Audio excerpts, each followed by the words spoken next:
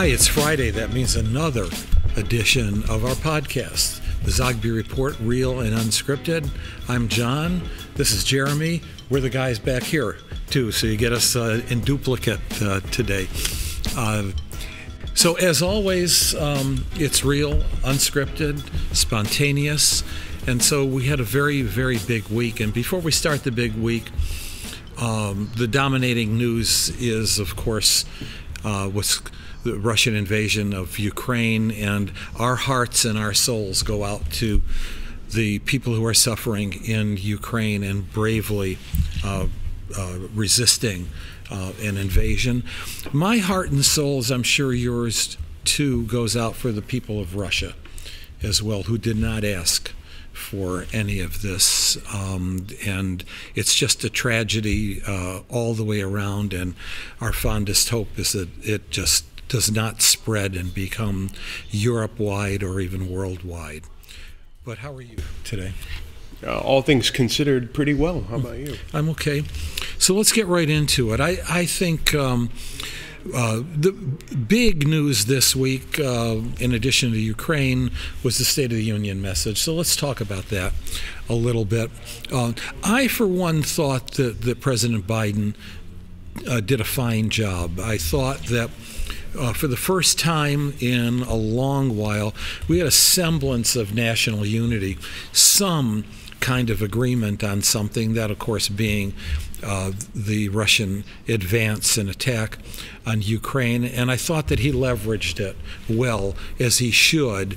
Talking about the need for national unity, the need for Democrats and Republicans to reach out to each other, that here we have, for the most part, a common agenda on the world stage, and then we should extend that common agenda to the work that has to be done on healing, binding, renovating the United States of America. Some pundits were quick to say that the president started out well and in the interests of unity, and then he went back to the same old Joe Biden, which was his Build Back Better agenda, and more divisiveness, less consensus among Republicans. I, for one, thought that he utilized the existing perhaps fleeting national unity on Ukraine to remind the nation and go above the heads of fellow members of Congress to state that there's important work to do, and let's see if we can get items on this agenda together. I think that there were some dramatic moments, maybe not so audible and visible to the public watching on television, but certainly audible and visible to those who were in the room when he was shouted down by two really extremist members of the Republican Party, Marjorie Taylor Greene and Lauren Boebert, Georgia and Colorado. You heard some booing, but it was actually members of Congress booing those two who had some inappropriate moments, to be sure.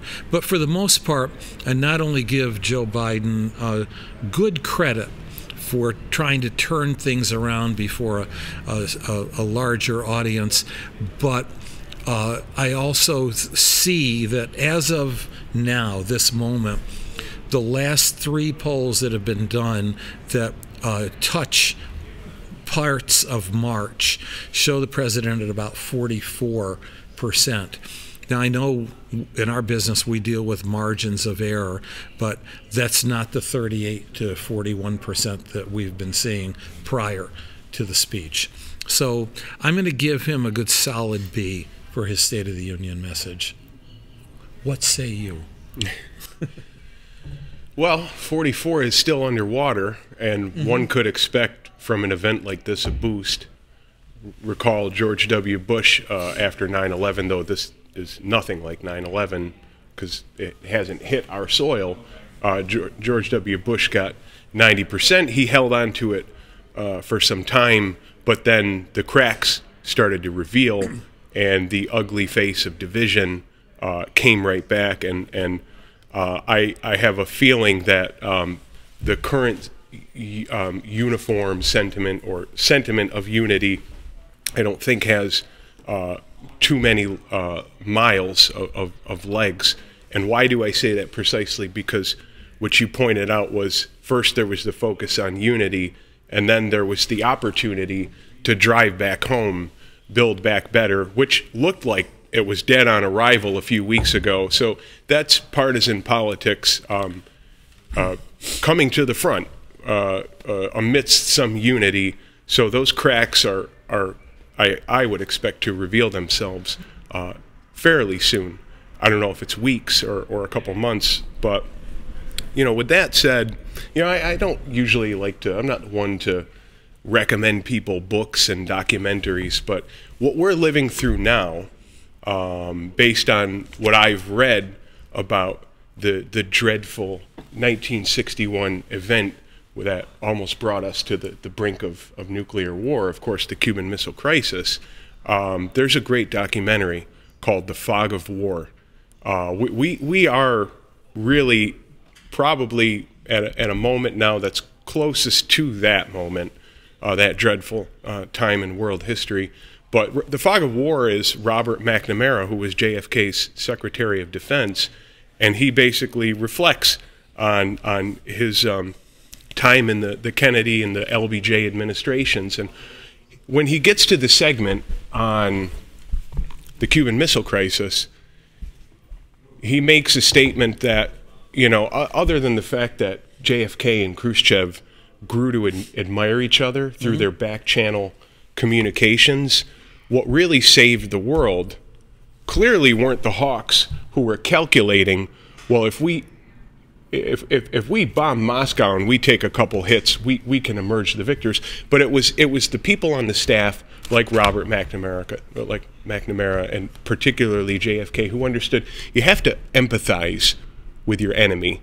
And the question is, can Biden empathize with the enemy? Can Biden form back channels with Putin? Is there any desire to do so that we could avert anything tragic or horrific?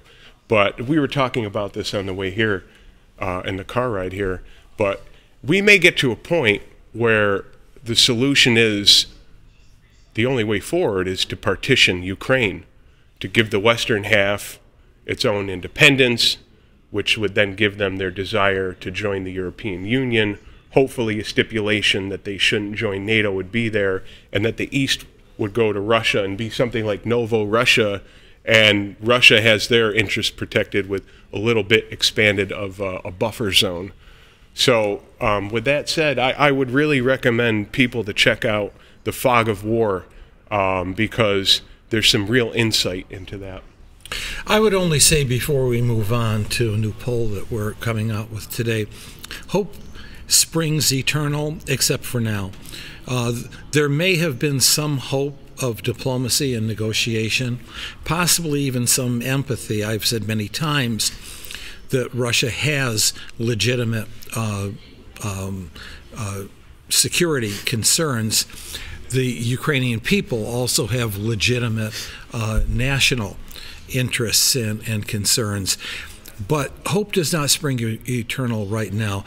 The crossing over into the border, the bombing of Kiev and other cities, that line in the sand is drawn. I don't see any potential now that a war has started. And I belong in that camp of people who believe that Vladimir Putin has come undone, and that, I always hasten to add that even the worst dictator must have some rationalism. You must deal with the fact that they are rational beings and find that opening. In this instance, I do believe something is wrong with Vladimir Putin. Well, that's being projected, and that's all over the West, and that makes me a little skeptical, because we don't know, right? We can't get inside of Putin's head, and if the first thing we hear after this hot situation is that he's lost it, he's crazy, I don't know, that you begin to counter that by going back to 2014 and seeing when, and this is actually the words of an NBC article I dredged up on Google, the U.S. cozying up to far-right groups in Ukraine. You Google that, and there's an NBC article that talks about and shows a picture of John McCain going to Ukraine after the Maidan and meeting with members of Svoboda, which was a far-right, and it's pretty much a fact, a neo-Nazi party. Why were Western powers cozying up to a group that became or achieved a quarter of the seats in the parliament and drove the policy of what Kiev should do about the Eastern Russians? You got to go back 8 years and understand that if you want to say that Putin has become undone and unhinged, the reality is one could make the case Putin has shown incredible restraint over the last 8 years given that scenario. Okay, I disagree, and will on the ride home as well. But for now, that's why we do this. That's why we do this every week. So now we have a brand new poll. Yep, in New York. You know, normally at this point we look at the very close battleground Senate races. We'll be back to those. We've got a long time and further developments to revisit those. But the state of New York is very, very interesting. We have a new governor. He's only been in office about 6 months now, still in the honeymoon period. And we have a Republican primary that's a whole lot hotter than we thought it was going to be. Yeah. So let me just lay out some of it, and then this time you can agree. Okay. All right. So number one, Kathy Hochul's job approval rating is quite good. She's at what, 59%? 59%. 59%, which is very good. She again is still somewhat in a honeymoon period. By the same token, though, given the fact that how she came into office and the deep distrust that New Yorkers had developed for Andrew Cuomo, she seems to be developing her own persona. That 59% means that she is doing well in all three major regions of the state, doing very well among Democrats, although maybe a few holes. 79% job approval among Democrats. It should be about 90%, so she's suffering a little bit. I might add that some of that has to do with the fact that her approval rating among blacks and Hispanics is not where it should be, and those are key elements in New York of the Democratic base. She's also got a majority of independents who give her a positive rating, and I was pretty astounded by the 32% support or approval that she gets from Republicans. Mm-hmm. Very good sign for her.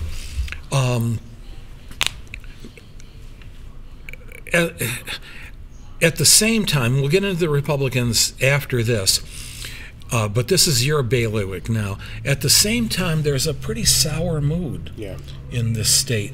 We've seen some growth from our January poll to now our early March poll about people who say they're considering leaving New York, and about New York being on the wrong track. Why don't you share with us a little bit of that? Yeah, so you start out with the baseline, the classic things in whatever the geographic is, but in this case New York State, are things in New York State moving in the right, headed in the right direction, or off on the wrong track. And just shy of half of voters say things are off on the wrong track. 47%. Last poll was 46%. That held about the same. Only 37% say right direction. So when you're going to get into the horse races, and you're going to show the lead not only that Hulkel has among within the Democratic primary, But then when we face her up with the top 3 of the Republican possibilities, she's got a breeze. But this is what she's dealing with, is this sour mood that New York state politics and the state in general are off on the wrong track. Almost a half of voters. The sentiment is pretty high even among Democrats. Another thing that's really a problem, like you mentioned, is last time in the poll we showed 34% of New Yorkers are considering leaving or have made plans. Now, someone's going to say, yeah, I know a lot of people in New York who talk a lot, and they've been saying that for 5 or 10 years. Well, that's not a good thing. No. If your mind is elsewhere, you're thinking about North Carolina, you're thinking about Florida or Texas or Tennessee or whatever it is, and you've been thinking about it for 5 years, that's where your heart wants to be. Maybe you just don't have the means. But that's not a good thing. That we almost have 40% who are considering, who say they're considering, or have already made plans. Now, when we follow up among that 40%, what are the top reasons? The most cited answer was high taxes.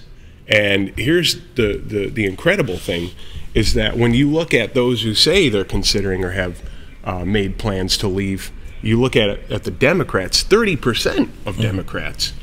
It's even higher among Republicans and independents say think about leaving or have the plans to leave.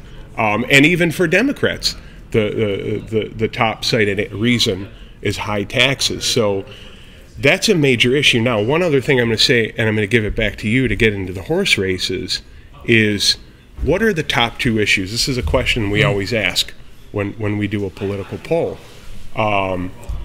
The top 2 issues, just like last month, are crime and public safety and taxes in the budget. But here's where it really gets interesting. Crime and public safety, voters, 38% of voters back in late January cited crime and public safety, and it was something like 33 or 34% cited taxes. This time around, 50% cite crime and public safety, and a higher percent cite taxes. So the crime and public safety is a real problem, especially in big cities, especially concern from those in New York City, those in the New York City suburbs. And when you got a guy like Giuliani, who's a real contender, Andrew Giuliani, whose father, really made a name for himself being tough on crime, this is something that Hulkel has to worry about. The souring mood of the political system and the actual issues that the voters are concerned about. How does Hulkel deal with crime and public safety, being a Democrat? And can the Republicans really usurp that to assert their feet in this race? All right, those are very, very good points. First and foremost, I think we should say that the poll is done, the series of polls are done for Unite New York, a statewide group that supports a number of reforms in New York State politics, and they have their own website, uniteny.com. Let's look at those horse races, though. And before we do, you mention crime and public safety.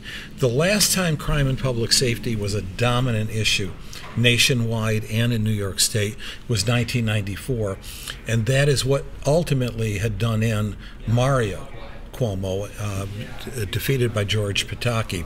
When we see numbers like this, the 50% that cite it as the #1 issue, then what we're seeing is a growing intensity. That's what drives people to vote. But right now, against the 3 top Republican contenders, Lee Zeldin, congressman from Long Island, who just received on Tuesday the official designation, 85% of the GOP state delegation. Against Kathy Hochul, he's down 15 points, 50 to 35, 15 undecided. Now, the next contender is Andrew Giuliani, the son of Rudy Giuliani, who's down by 19 points. Hochul's 52 to Giuliani's 33, 15%. still undecided. And the third leading candidate, Rob Astorino, who was the 2014 nominee of the party, is down by 15 points. 49 Hochul, 34 Astorino, and 16% undecided. Here's what's notable, though. Again, Hochul does well in every region. Not leading by very much in the suburbs of New York and or upstate, for that matter. On the other hand, I think she needs to be concerned that in all three instances, about 1 in 5 black voters are undecided. And for that matter, 1 in 7 or so Hispanic voters undecided. What do I mean by that? I noticed this phenomenon back in 1994, that even when Mario Cuomo was leading George Pataki by a little bit, you still had a substantial number of black voters who were undecided. My interpretation is Republicans may pick up a small, tiny percentage of those undecided black voters, but by and large, if they're undecided, they're not going to vote for a Republican. That means they're probably not going to vote at all. That's a red flag. Yeah. And what's on their minds? On the minds of black voters, there are, of course, issues within the community about race and racism and policing, but by and large, they're concerned about crime and public safety and taxes as well.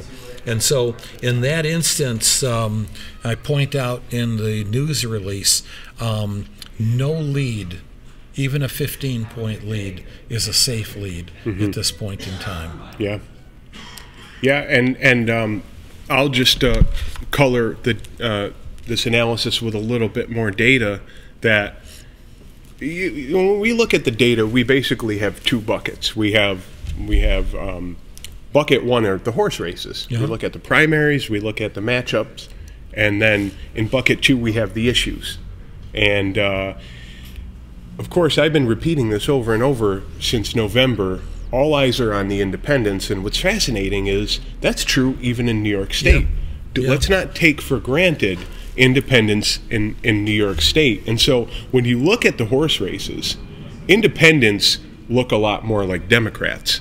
But when you look at the issues, like what I cited, taxes, for example, taxes in the budget, and public crime, and crime and public safety, independents start to look much more like Republicans, maybe even in some cases exceeding them in their concern for what they think are the top two issues. So while we want to say that Hochul walks away, like if she were here, we would want to tell her, you've got this, it's yours to lose. But really, it goes back to something I think I alluded to, that a Giuliani or an Astorino or a Zeldin can really take that issue that we've already seen intensely rise in terms of its concern, of course, crime and public safety, and really hammer that. And although if you ask me today, I would say Hochul is comfortably in the driver's seat, I would be very concerned about that. Well, here's one last point on this before we move into the interesting Republican primary. But in those same horse races, Hochul against each of the big three, Hulkel against Zeldin among independents are tied, 36-36. 28% of independents are undecided. Sure. Now, against Astorino, Hulkel leads 36-31. 33% are undecided. But against Andrew Giuliani, Hulkel leads by 14 points among independents, 43-29 with 29 undecided. So that's a perfect segue to this Republican primary. Yeah. So we have both primaries, of course. We're not going to talk about the Democratic primary for governor on June 28th simply because it's almost a foregone conclusion. Hochul leads and leads big. The Republican primary, though, this entire poll was taken 24 hours plus after the Republican convention voted 85% to designate, endorse Lee Zeldin's candidacy. In our poll, Andrew Giuliani leads 31% to 23% for Zeldin to 21% for Astorino.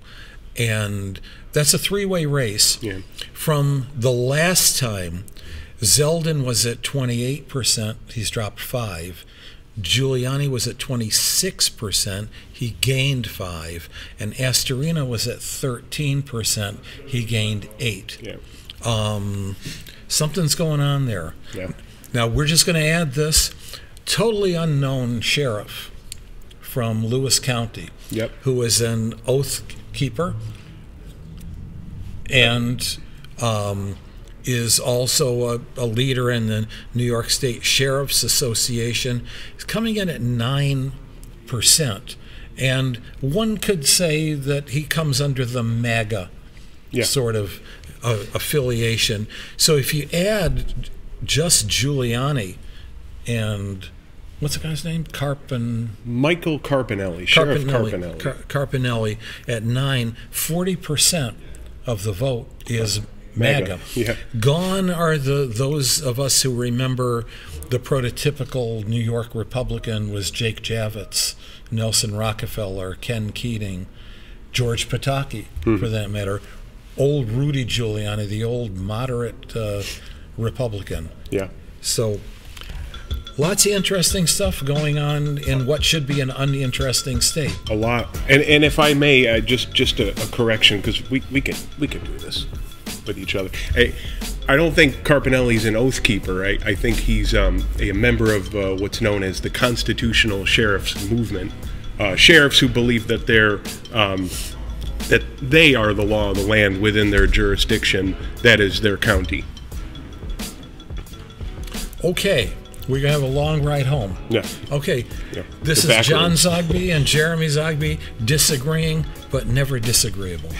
Okay. Take care. Have a good week.